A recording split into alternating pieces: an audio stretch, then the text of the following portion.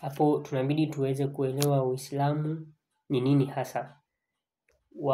Wale wanasema kuhusiana na Uislamu hawausemi katika ukweli wake halisi. Na kama kweli Uislamu ingekuwa ni njia njema zaidi, ingekuwa ni njia njema ambayo Mungu anaisema kwa hakika kabisa, Wakristo wote, hata mimi ningekuwa wa kwanza kuambia watu waingie katika Uislamu. Kabisa. Kwa nini? Naomba niweze kukuonyesha sababu.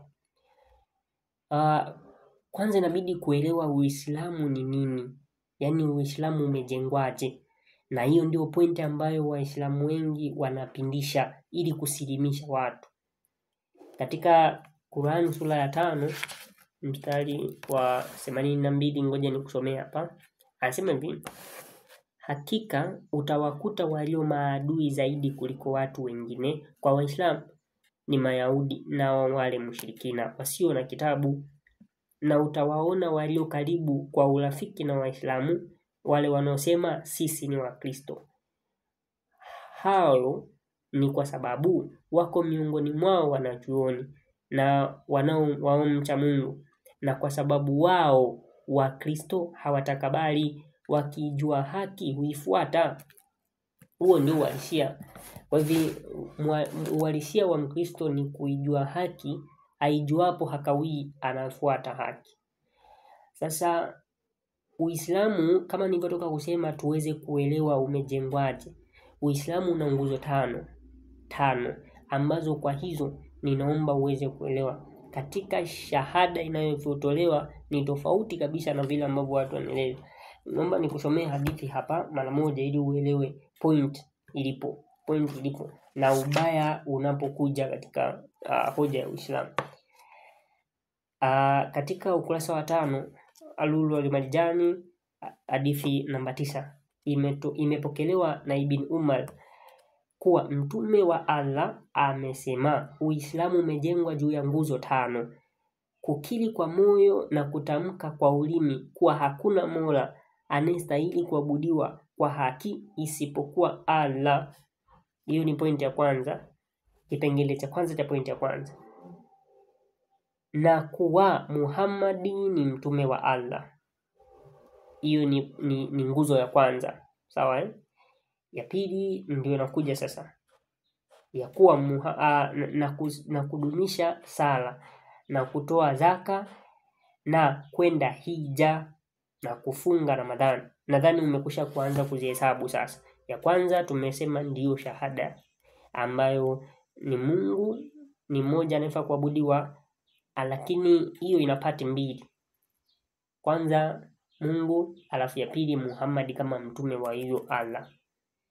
Alafu ya pili ni kudumisha sala, ya tatu kutoa zaka, ya 4 kwenda hija, ya 5 kufunga Ramadhani.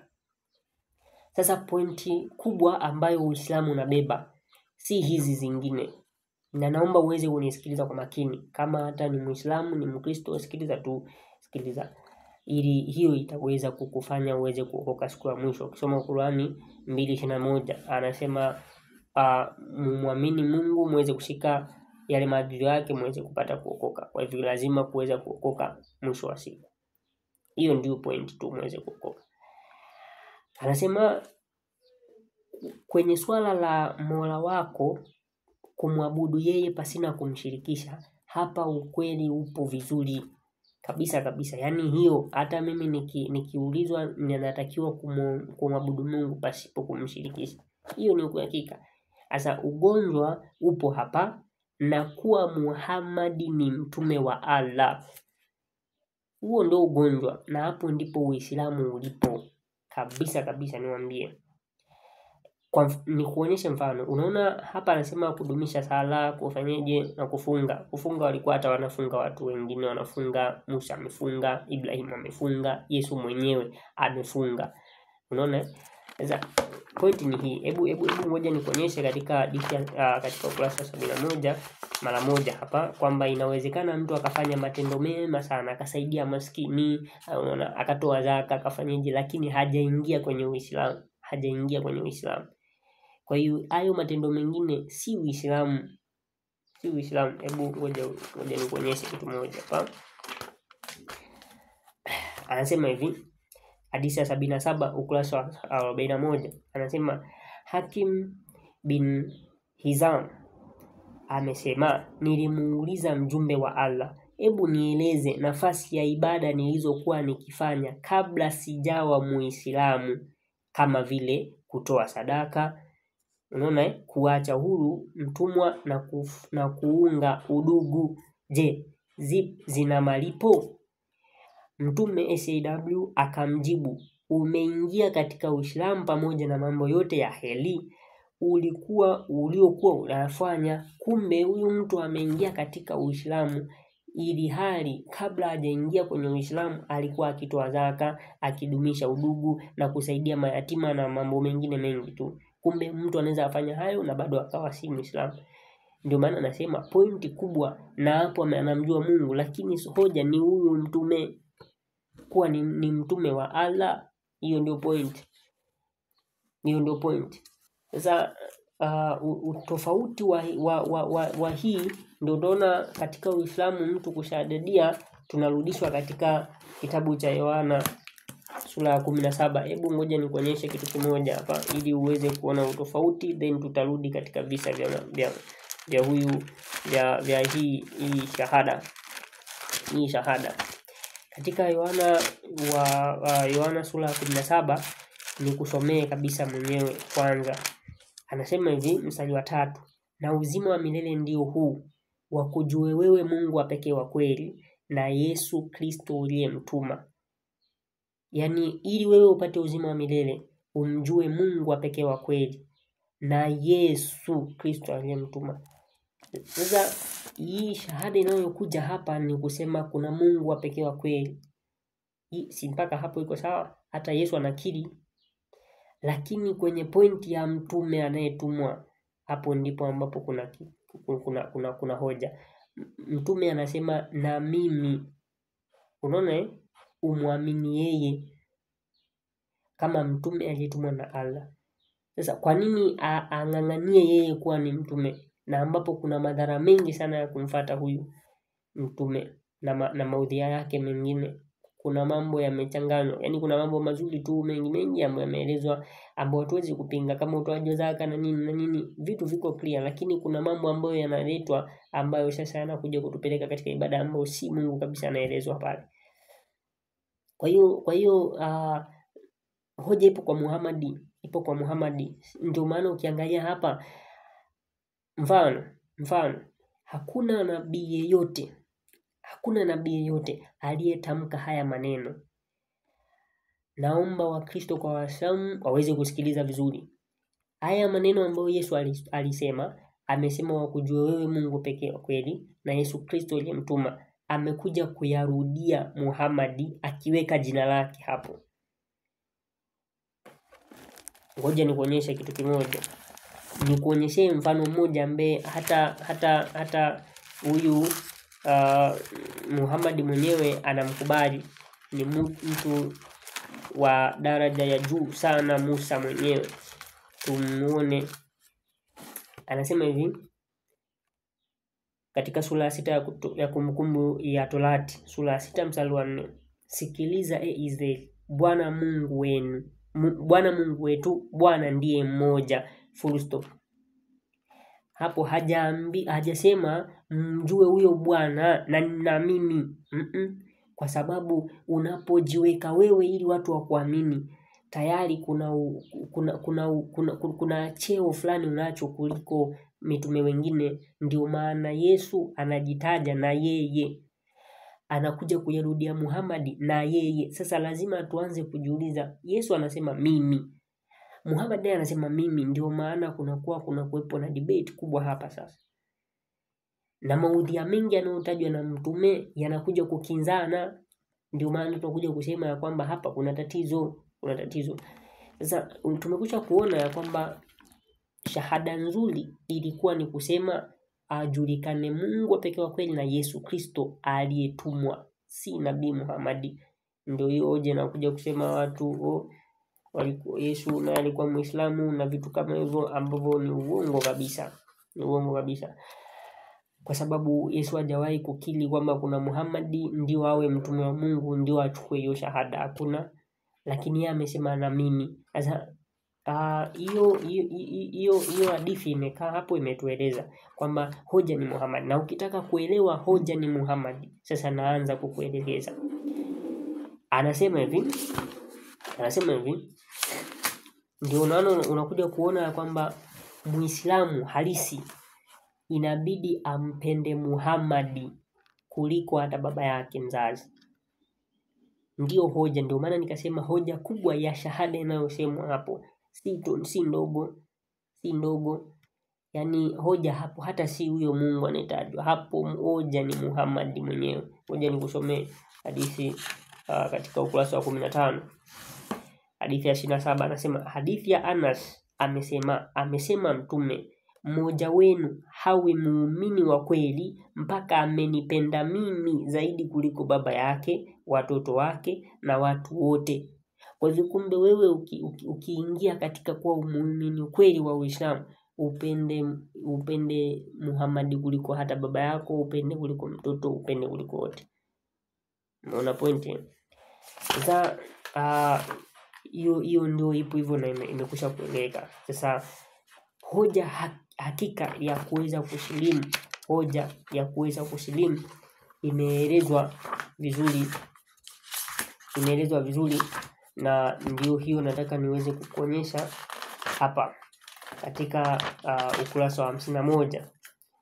Naomba nikusomea hadithi ya 94 ili uone ya kwamba kumbe kusilimu si kuamini Mungu. Kusilimu ni kuamini huyo Muhammad. Ndio hoja kubwa, si hata Mungu awekwi hapo. Nimesema ukurasa wa 51 na naenda taratibu ili tuweze kuelewana vizuri. Kuna haja ya kukimbia. Sura ya 51 hadithi ya 94 nasema, hadithi ya Abu Musa amesema, Mtume wa Allah amesema, watu watatu wana malipo mara mbili. Mtu katika al-Kitab aliyemwamini mtume wake kisha akamwamini Mtume Muhammad, yaani akasilimu. Kumbe hoja si kumwamini Mungu, hoja ni huyu ambaye alikuwa al-Kitab aweze yeye kubadilika, aliamini mtume wake naye aamini Muhammad. Yaani kuamini Muhammad ndio kusilimu. Hapo point. Unaona Kwa hivyo huyo ndio ameandikiwa katika wale watatu ndio wenye malipo mara mbili. Kwa hivyo hoja kubwa ni Muhammad. Ambaye Muhammad huyu ambaye anaelezwa ya kwamba yeye ndio aweze kuaminiwa, hapeleki watu popote katika uzima, lakini ndiye ambaye kunaweza kuletwa kupotea kubwa sana. Sasa ni watu kuweza kuelewa, na ndio maana tunasikitika sana watu kumwacha Yesu Kristo leo kuenda kufata mtume aliyeumi, mtume asiye na kitabu kilichoteremshwa na Mungu. Na huko ni kujipelekea katika moto wa milele. Ukisoma katika Qur'ani 19, ngoja nikusomee hapo ndio uone katika wale wote wanapata mtume. Ngoja nikuonyeshe hapa wameandikiwa nini hapa ndio uone. Wengi kupeleka kwenda kwenye Uislamu, lakini huko kuna moto, kwa sababu si lengo si Mungu, lengo ni kuamini huyo mtume. Anasema tena 19:71 Qur'an anasema, wala hapana yeyote katika ninyi ila ni mwenye kuifikia hiyo jehanamu. Ni wajibu wa Mola wako uliokwisha kuhukumiwa. Ndio maana Uislamu hautenganishi wewe au kufanya wewe ukaweza kuiacha jehanamu ya moto. Haiwezekani. Yaani wewe ukisha kuwa Muislamu ni jehanamu moja kwa moja. na point hapa inabidi iweze kueleweka. Inabidi iweze kueleweka. Lengo hapa si kwamba kuweza kukashifu chochote. Lengo ni uzima wa milele ndugu zangu. Kama kuna point ambayo mtu anabidi awe makini nayo, ni katika point ya kuweza kujua anapataje uzima wa milele. Anapataje uzima wa milele na anaingiaje katika kumuona Bwana mara ya pili. Kwa hiyo point kubwa ni kuweza kuelewa ya kwamba watu waweze kujua katika Uislamu wanafuata nani, ambaye huyu wanayefuata kwanza ni maiti mpaka sasa, lakini Kristo Yesu anavyosema watu wamfuate, anasema wamfuate na yeye ataweza kuwafufua. Hiyo ndio naomba niweze kumalizia na hiyo kabisa, ili watu mpaka Waislamu leo waweze kuelewa ya kwamba wanatakiwa kumfuata Yesu. Wamekili kwa midomo yao. Tumesoma hadithi imesema wale wa kitabu waweze kukili kwamba Muhammad naye ametumwa na Mungu, lakini hapa katika Warumi anasema ili uweze kuokoka ukiri wewe ya kwamba Yesu Kristo ni Bwana wako. Yesu Kristo ni Bwana wako. Anasema katika kitabu hiki cha Warumi 10:9 anasema, kwa sababu ukimkiri Yesu kwa kinywa chako ya kuwa ni Bwana na kuamini moyoni mwako ya kwamba Mungu alimfufua katika wafu, utaokoka. Kwa hivyo ili uweze kuokoka, rafiki, ndugu na jamaa, ni kwamba uweze kukiri ya kwamba Yesu ni Bwana wako na kumfuata. Ndio unasoma katika Mathayo 4:19 anasema nifuateni. Kwa hivyo wewe ni kumfuata yeye na kuamini yeye. Point ipo hapo rafiki zangu. Point ipo hapo, na vile tu hata ndugu zetu Waislamu hawapatiwi nafasi ya kusoma maandiko vizuri, wanabakiziwa tu kwa walimu wao. Sasa iko hivi katika kitabu cha Yohana. Sikiliza hapo katika kitabu cha Yohana uweze kuona hatari inapopatikana. Tumesoma hadithi inasema huyo akamwamini mtume wake, amwamini Muhammad. Sasa ukiamini tena Muhammad unapingana na Injili, unapingana na vitabu vilivyotangulia ili kuweza kuhakikisha kwamba unapata uzima wa milele. Anasema hivi, kwanza amwaminie kwanza 16 anasema, kwa maana jinsi hii Mungu alipenda ulimwengu hata akamtoa mwana pekee, ili kila mtu amwaminie asipotee bali awe na uzima wa milele. Yule atakayemwamini Yesu atapata uzima wa milele. Haya ni maandiko ya Injili, si maandiko ya Paulo, maana hapo kuna hoja nyingi. Sasa hapa ni sehemu ya Injili, na kama kweli tunaamini Injili lazima tuamini maneno ya mtume mwenyewe yalipotoka kwa mdomo wake. Na anasema sasa kwamba amwaminie mwana ana huo uzima, asiyeamini atahukumiwa. Amekwisha kuhukumiwa, tena sio hata amekwisha kuhukumiwa, katika kitabu cha Marko sura ya 16.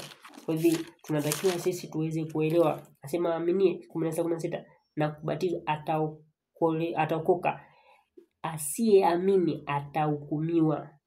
Unaona atahukumiwa. Kwa hiyo ni swala la kuweza kujitoa, kuelewa uzima wako umeweka wapi. Uzima wako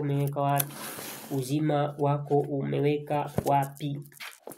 Malizie hapa uweze kuona hatari hii ambayo ni jahazi inayotaka kwenda kuzama. Uweze kuangalia unaweka wapi roho yako na wewe. Pointi katika Qur'ani sura yake ya 47. Tusome hapa sura ya 47. Nasema hivi, jua ya kuwa hakuna abudiwaye kwa haki la Mwenyezi Mungu, naomba maghfira kwa dhambi zako na dhambi za Waislamu wanaume na wanawake, na Mwenyezi Mungu anajua mahali penu pa kwenda na kurudi na mahali penu pa kukaa, ambapo haya imetuonesha ya kwamba Muhammad aweze kuomba yeye kwa ajili ya madhambi yake na kuomba kwa ajili ya madhambi ya Waislamu wanawake na wanaume, na Mungu anajua mahali pa kukaa. Mahali pa kukaa pameelezwa wapi? Ndio hiyo hoja tumeweza kuisoma katika 19:71. Mahali panapoelezewa anasema hakuna hata mmoja miongoni mwenu ila mwenye kuifikia hiyo jehanamu. Lakini kama haitoshi tuweze kusoma andiko lingine. Hii uweze kuisikiliza kwa makini kabisa. 46:9 Qur'ani inasema hivi: huyu anayesemekana kuja kuaminiwa, je, anatupatia sisi nini ili tuweze kumwamini? Anasema sema, mimi si kijana mpya katika mitume, wala sijui nitakavyofanywa mimi wala mtakavyofanywa ninyi.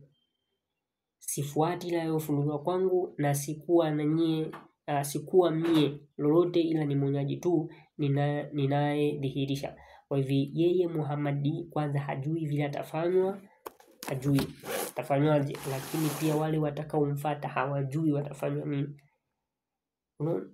Nadhani unakusha kuelewa, lakini kile ambacho tumekusha kuhakikishiwa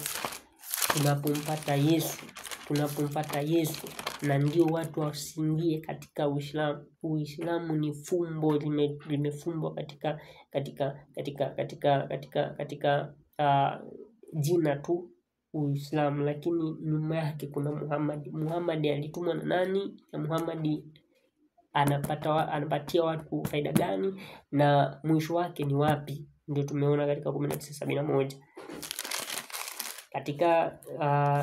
Katika Injili sasa sura ya 6 inatueleza sasa outcome ya yule atakayemfuata Yesu, na ndio wito wetu na ndio wito wangu kwa watu, dada na kaka, kwa baba na mama, ya kwamba hebu watu waweze kumfuata Kristo leo, waweze kujitoa kwa ajili yake, kuenda kwake ili waweze kufufuliwa siku ya mwisho na kupata uzima wa milele.